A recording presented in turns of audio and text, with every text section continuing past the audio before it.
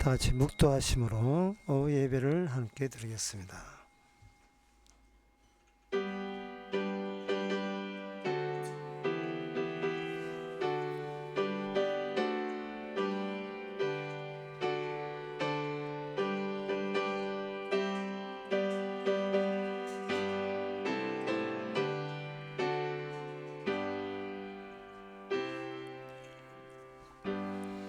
주의 말씀의 강령은 진리오니 주의 의로운 모든 규례가 영원하니이다.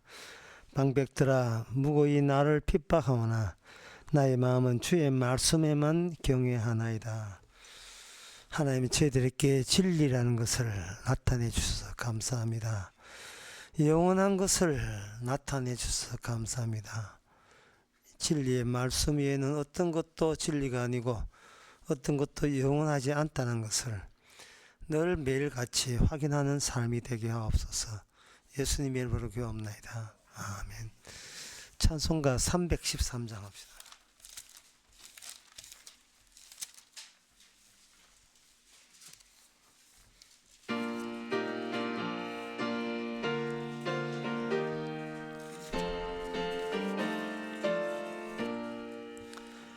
갈 길을 밝히 보이시니 주 앞에 빨리 나갑시다.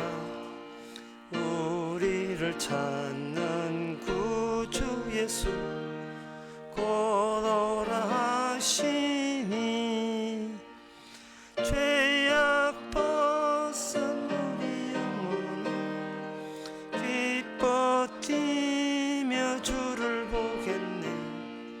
하늘에 계신 주 예수를 영원히 섬기리.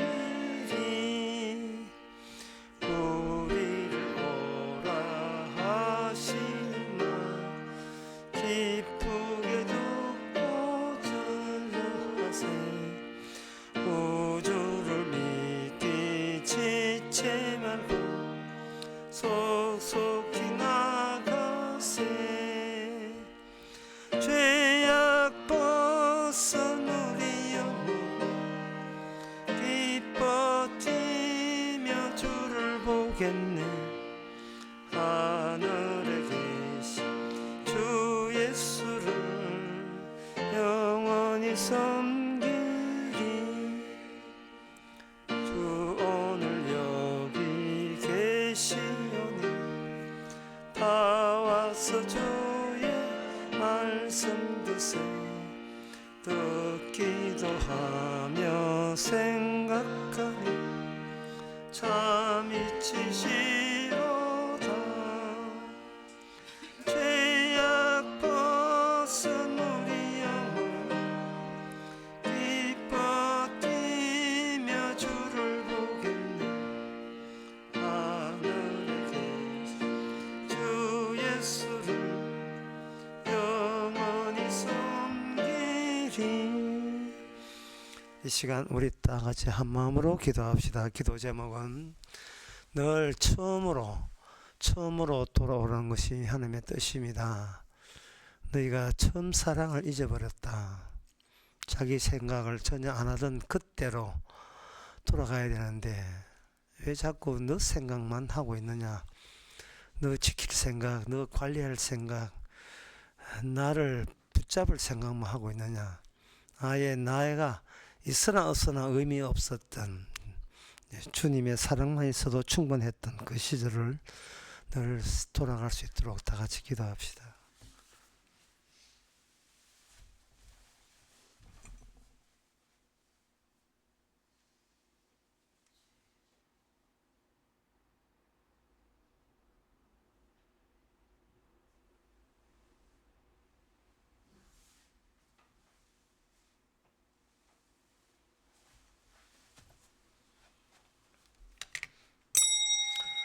하나님 아버지, 주님만 살아계시고 일한다면 나 같은 것은 있으나 없으나 더 사나 더 죽으나 상관없어서 너무나 좋았던 그 시절 늘 그 첫 바닥으로 되돌아가게 하옵소서. 그래서 우리가 생각하는 미래에 대한 불안과 걱정, 근심이 다 부질없는 무의미한 것을 늘 다시금 확인케 하옵소서. 예수님의 이름으로 기도옵나이다. 아멘.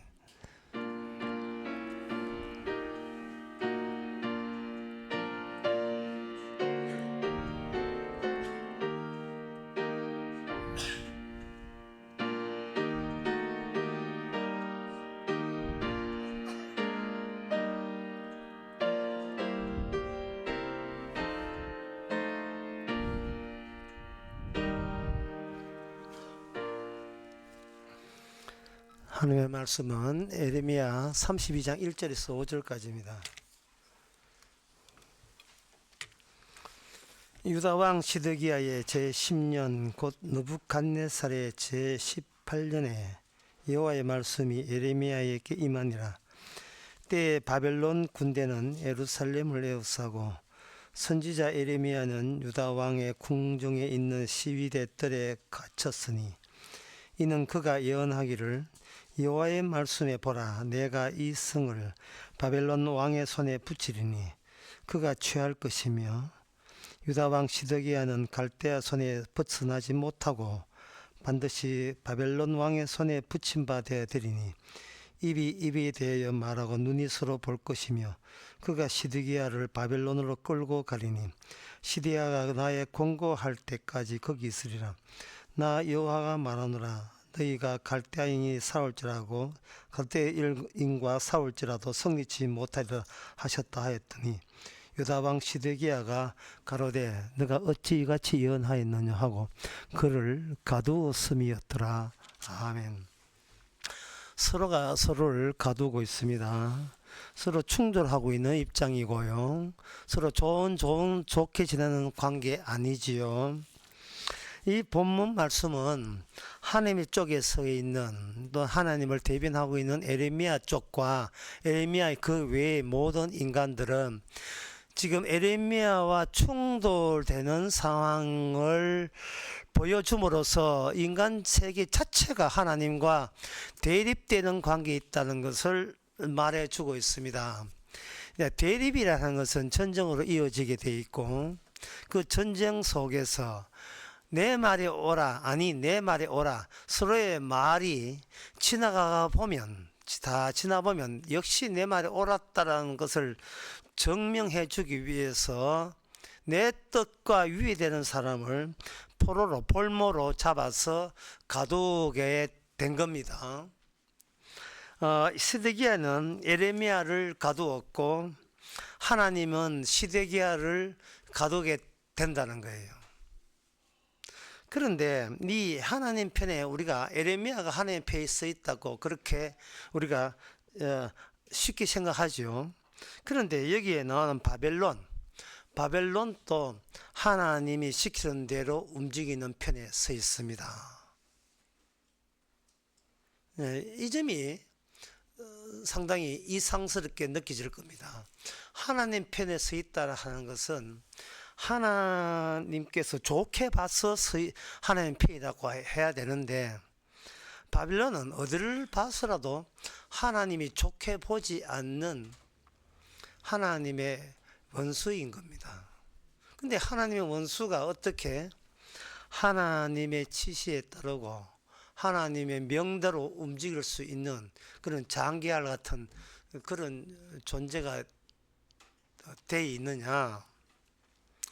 그것은 이스라엘을 하나님께서 명확하게 규정하기 위해서 하나님의 적을 하나님도 적이지만 이스라엘이 적으로 간주하는 것조차도 이스라엘의 적인 동시에 하나님의 편에 서서 움직인다는 것을 보여주고자 하는 겁니다.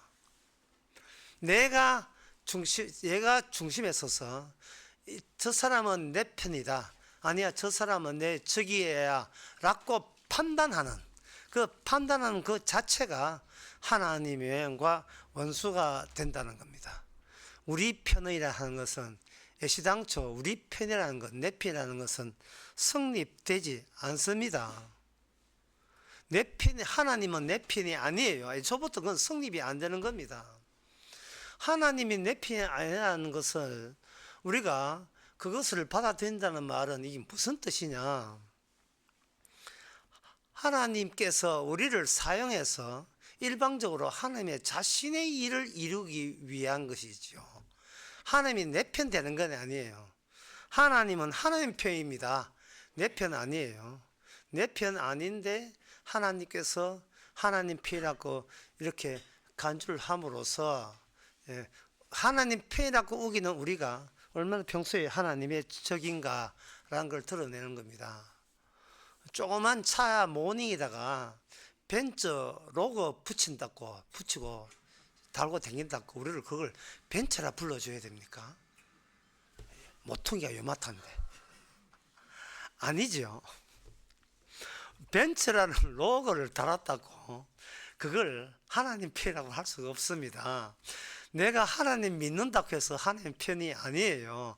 진짜 하나님 편에 서 있는 사람은 날 볼모로 잡아가. 나 세상에서 나를 그냥 잡아 가두어.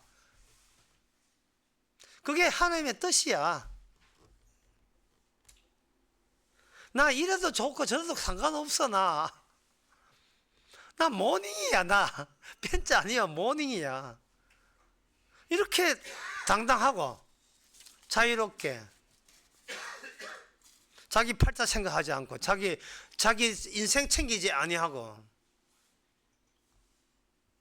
하나님의 뜻에 의해서 내가 하나님 편이 아니라는 사실을 너무나 명쾌하게 알게 되었을 때 오는 그 자유함, 그 기쁨.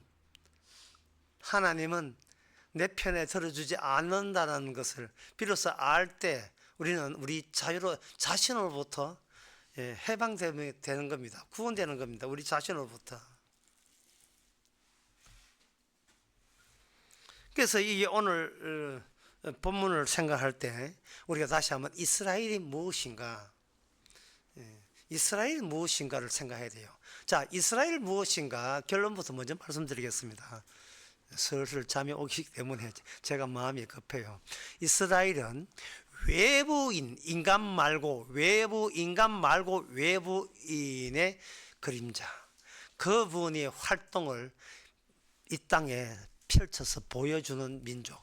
그게 이스라엘입니다. 외부입니다. 외부인, 인간 말고 외부의 상황과 움직임과 활동을 지상의 모습으로 보여주는 그러한 역할 또는 대상체, 이렇게 보면 됩니다. 그걸 이제 신약에 와서 단적 설명하면 간단해요. 예수님은 물세례와 성령 세례와 불세례를 다 받았어요. 그런데 예수님이 물세례, 성령 세례, 불세례 받았다. 불세례는 예수님이 십자가를 말합니다. 십자가에서 하나님의 심판 세례까지 다 받았습니다. 그러면 제가 이래 이야기하면 사람들은 말합니다. 그래서 뭐 그거 내일 알잖아. 내 인생과 뭐 내일 할 일과 별 관계 없는데, 그 예수님이 물 세례 받고 성령 세례 받고 십자가에서 아버지께 저주받고 심판받는 불세례 받았는 거, 그거 외부이잖아. 외부인. 나 아니고 내 바깥에 외부인이잖아. 그러니까 그 이야기를 내한테 하지 말란 말이야. 나는 내일 또 지금 신경 쓰기 바쁜데 내하고 상관없는 외부 일을 왜 내한테 이야기해? 라고 했을 때에 바로 그 사람은 이스라엘이 망했던 그 코스대로 간 사람이에요. 하나님이 하시는 일을 그대로 반영해 줘야 되는데, 반영을 해야 되는데, 예수님은 예수고 나는 나인데 그 예수 이야기를 왜 내한테 자꾸 이야기 끄집어내냐 할 때는 이거는 나로 따로 논다는 거예요. 따로 노는 거예요. 그런데 이게 이스라엘은 그런 사람과 차이점이 뭐냐면, 본인은 따로 놀면서 앞에 로고에다가 벤츠 로고를 딱 달아놓은 거예요. 하나님하고 따로 놀면서도 우리는 하나님 백성이다 이러고 있다 이 말이죠. 그러니까 하나님께서 이스라엘을 다룰 때 어떻게 당하냐, 너희들을 집어삼키는 바벨론과 네가 똑같은 처지에 있다는 것을 알려주는 거죠. 너의 적이다. 우리는 하나님과 함께 있다. 모님이 있어서 벤트체 하나님께서 하나님은 우리를 지켜줄 거다. 지켜줄 거다. 그런데 바벨론이 쳐들어온다. 우리를 치는 것은 하나님을 치는 것이니까 하나님께서 저들을 물리치게 하옵소서 라고 평소에 그렇게 살았던 거예요. 교회 나온다고 일이 잘 풀리는 것과 똑같은 겁니다. 나는 마땅히 하나님이 지켜줄 거라고 생각한 거죠. 자기가 하나님을 안 버렸으니까 그런 생각을 들은 겁니다. 그런데 하나님은 에르미야를 통해서 적들이 오히려 하나님께 기도하고 하나님께 매달린 그 이스라엘을 적들의 손으로 친히 침공해서 쳐버렸습니다. 그럴 때 이스라엘에게 남아있는 것은 뭐가 될까요? 이스라엘에게는 아무것도 남아있지 않았던 겁니다. 이스라엘이 하나님을 찾는 것은 마치 갈증이 일어난다고 해서 독약을 마셔서 갈증을 해소하는 그 방식의 반복이었던 겁니다. 하나님께 예배하고 제사하면서 내 영혼의 갈증을 이렇게 해결해 달라고 그렇게 애쓰는 것밖에 안 되죠. 자, 그렇다면 이스라엘이 그렇게 멸망하면 그러면 하나님 이스라엘을 만든 취지가 없어지지 않느냐라고 하죠. 그런데 오늘 본문에 뭐가 나오냐면 에레미야가 나옵니다. 에레미야와 이스라엘의 차이점을 우리가 눈여겨봐야 되죠. 이 말은 뭐냐면 하나님의 말씀 자체가 들을 귀 있는 자와 들을 귀 없는 자를 차별화시키는 말씀으로 주어지는 겁니다. 하나님의 말씀은 내 바깥에는 외부인이 꼭 나를 대신하신 분이라고 아는 사람은 이것은 하나님의 말씀을 먹혀서 알아듣는 사람이에요. 왜 이 말씀에 지킬 분은 내가 말고 나 바깥에 외부인이 따로 있다는 것, 그분이 따로 계시고 나는 이 말씀을 지킬 능력이 없다는 것으로 이렇게 맺어지는 연결되어 있다는 겁니다. 나는 못 지키고 주님은 지킨다. 그래서 주님만이 모든 말씀을 이루었다를 하기 위해서 말씀을 못 지키는 나와 이렇게 연결되어 있고 결합되어 있는 상태다. 이러면 성도지요. 그런데 성도 아닌 사람은 뭐냐 하면은 나 말씀 못 지켜. 주님 알아서 다 하시겠지. 이러니까 막 뻗대서 나옵니다. 하나님 알아서 하시겠지. 나는 못 지킨다. 그 사람은 이스라엘이 멸망하는 그 과정을 밟아줘야 돼요. 그래야 돼요. 그래야 그들은 주님 품으로 돌아올 수 있습니다. 똑같은 이야기를 하는데 말씀에 의한 차별화에 의해서 나는 못 지키는데 이유가 그 다른 분이 다 지키기 때문에 그분과 이렇게 떨어지지 않고 연결되어 있다는 겁니다. 그래서 말씀의 어떤 효과, 결매, 내가 원하는 거 그런 것은 내한테 안 돌아와도 괜찮습니다.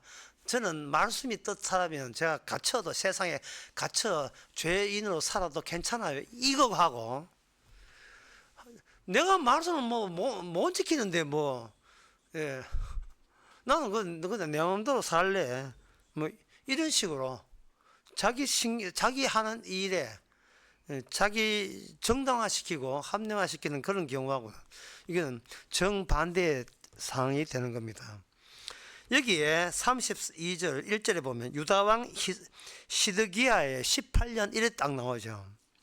성경에서 사람 이름 나오고 연도 나오면 이제 잠시 고민이 되는 겁니다. 이 성경을 계속 읽어야 되는지 아니면 그냥 넘어가야 되는지. 굳이 시리에 가는 남은 나라 족보까지 알려고 한다면 태종태세, 문단세, 예성세, 우리나라 조선시대 왕까지도 다 모여오는데 굳이 이걸 꼭 외워야 구원받습니까? 이러는 거예요. 근데 생각해 보세요. 이 시드기야 나왔다는 말은 내가 말씀대로 못 산다는 것을 다시 한번 조명해 주는 말씀이에요. 마음 자세가 뭐 못 지킬 거 성경 만대 보는데 안 볼래? 뭐 어차피 봐야 못 지킬 거 이게 아니고 봄으로써 못 지킨다가 못 지킨다가 기쁨과 동반해서 새롭게 느껴지면서 자유를 더 이상 나의 일에 내가 신경 안 써도 된다는 자유함이 제공되는 겁니다. 시드기야는 그 요시야의 족보에 해당되는 겁니다. 요시야의 아들이 여호야김의 아들이 요아김, 요아김. 그리고 요아야김의 그 삼촌이 시드기야 이래 돼 있어요.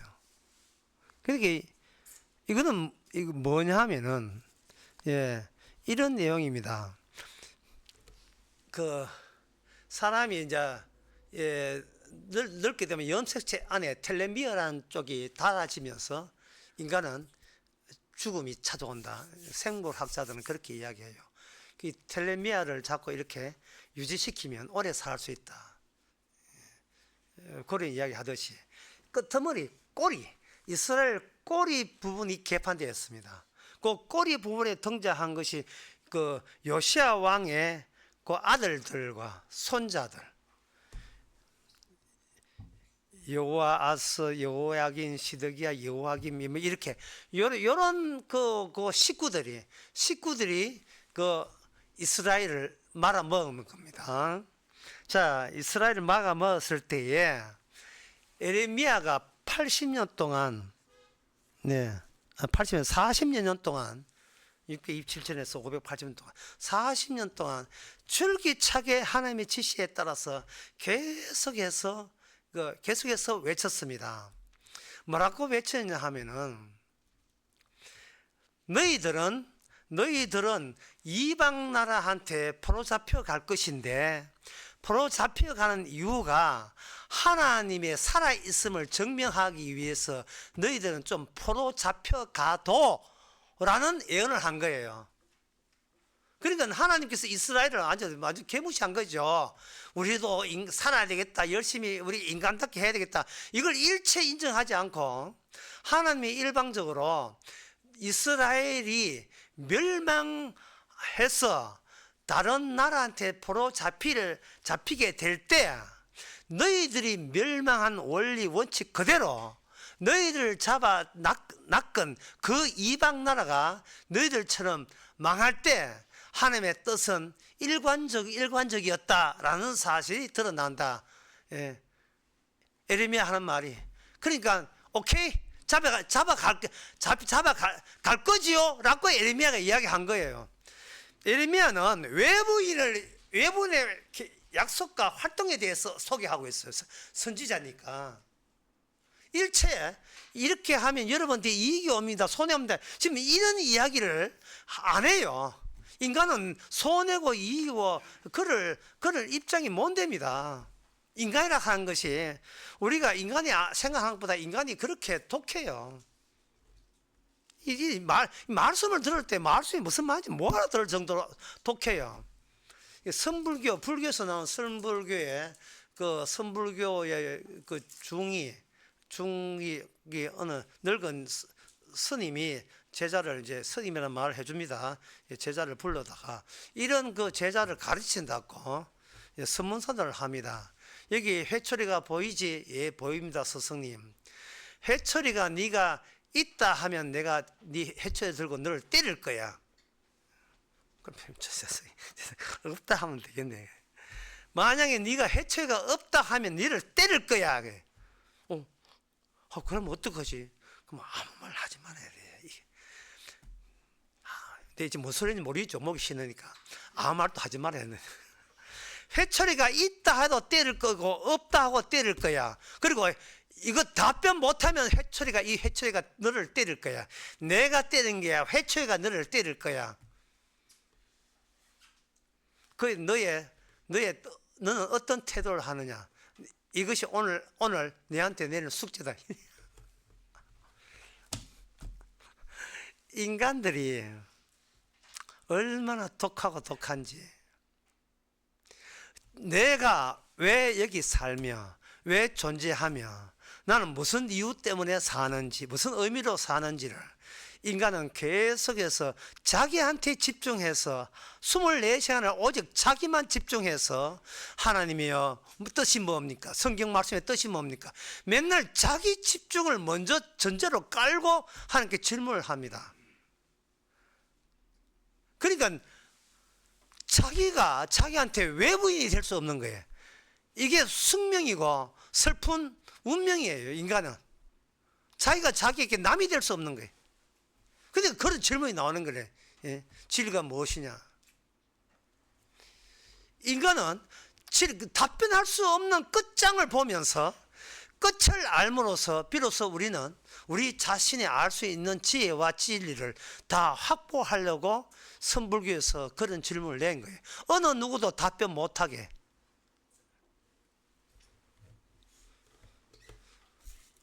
그러면 만약에 이 질문을 우리 선지자나 세례요한이나 사도 바울에게 질문하면 사도 바울은 어떻게 답변하겠습니까? 어떻게 답변하겠어요?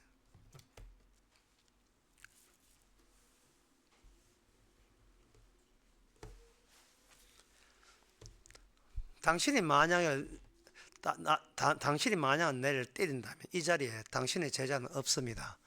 만약에 당신이 나를 때리지 않는다면 당신의 제자도 없습니다. 그리고 아무 소리 하지 않는다고 때린다면 당신의 제자는 여기 없습니다. 이렇게 답변했을 거예요. 또 이 말이 또 무슨 말이냐?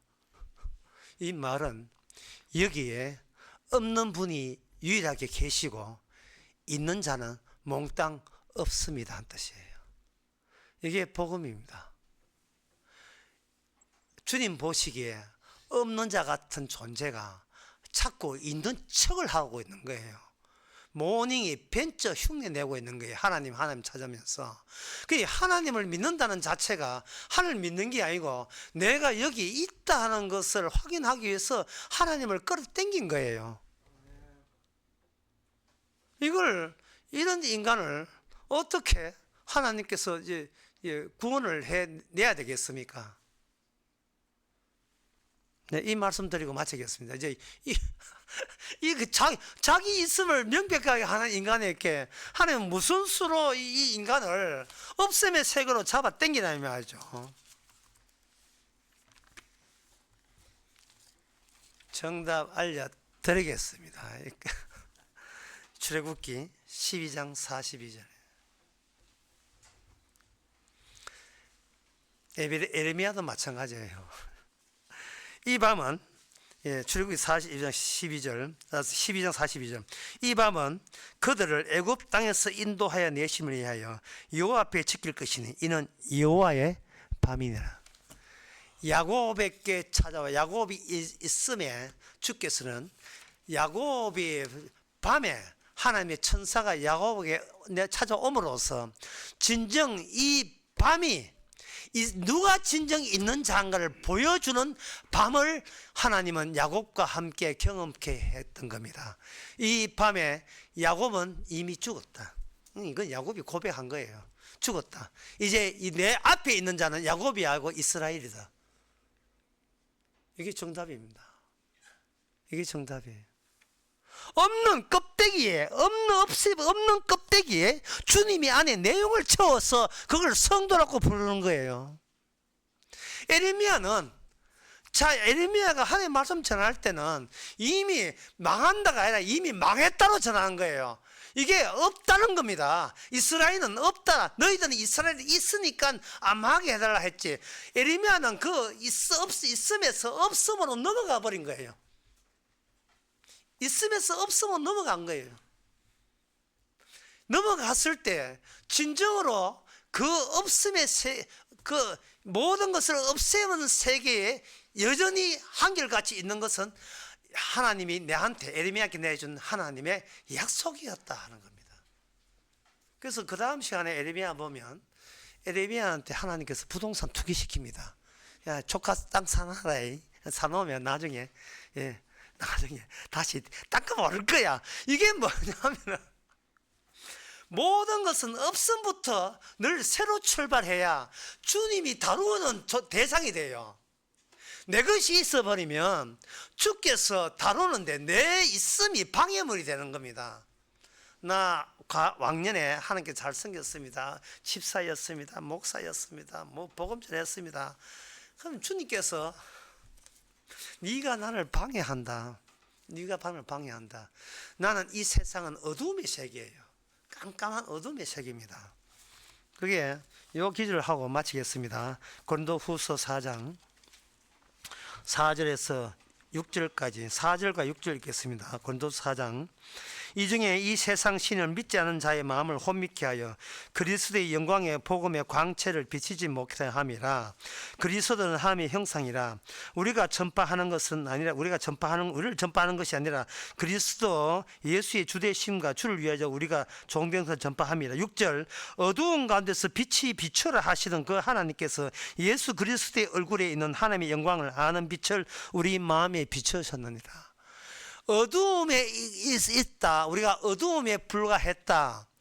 그런데 우리의 외부인은 빛이었다. 이제 외부인의 빛의 그 코스가 우리 껍질에 불과한 우리 안에 있을 때 우리는 빛의 백성이 된다는 그 이야기입니다. 있음에서 없음으로, 그 없음이 예수님의 있음으로 바꾸어주는 그 작업, 그것이 하나님의 영원히 살아계신 말씀입니다. 기도하겠습니다. 하나님 아버지, 구약이나 신약이나 인간이 알아들을 수 없는 말씀을 해주셔서 감사합니다. 내가 잘되기 위해서 말씀을 믿었다면 그것조차 마귀 지시고 어두움에 지신 것을 이제는 기쁨으로 깨닫게 하옵소서. 그래서 나로부터 내가 탈출되게 하여 주시옵소서. 예수님의 이름으로 기도합나이다. 아멘. 찬송가 325장 합시다.